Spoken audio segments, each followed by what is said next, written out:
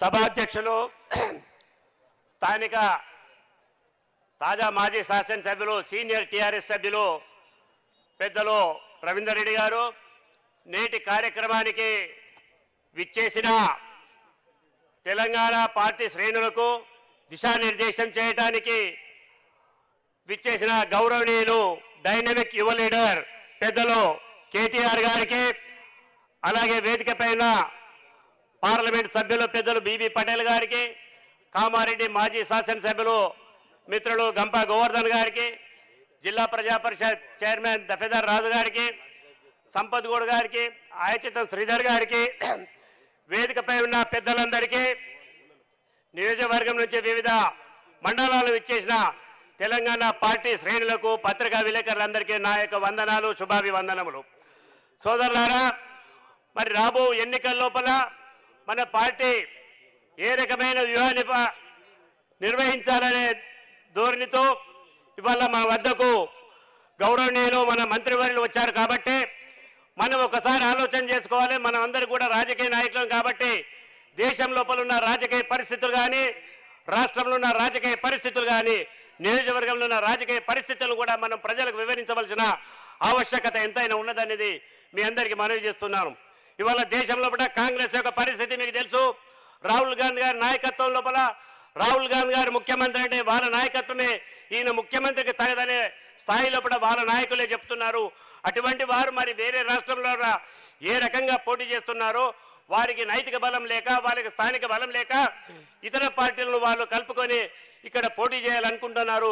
కాబట్టి వారి యొక్క నాయకత్వాన్ని మీరు ఆలోచన చేయాలని మనవి చేస్తున్నాను. ఇక రాష్ట్రంలో పడ్డ నాయకత్వం గురించి పెద్దలు తారక రామారావు గారు ఎక్కువ చెప్తారు కాబట్టి ఇక్కడ కూడా నాయకత్వంలో పడ్డ ఐకమత్యం లేక వాళ్ళది వాళ్ళు నేను ముఖ్యమంత్రి నువ్వు ముఖ్యమంత్రి అని అనుకుంటున్నారు.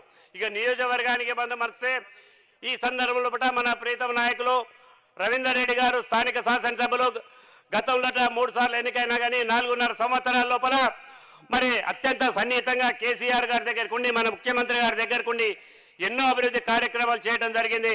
ఇంకనూ ఎన్నో కార్యక్రమాలు చేయవలసిన ఆవశ్యకత ఎంతైనా ఉన్నదని మనవి చేస్తూ ఇవాళ ఈ రాష్ట్రం లోపల బడుగు బలహీన వర్గాలకు కానీ, మహిళల కోసమే కానీ, అలాగే మైనారిటీ వర్గాల కోసమే కానీ ఎన్నో అభివృద్ధి కార్యక్రమాలు చేపట్టడం జరిగింది.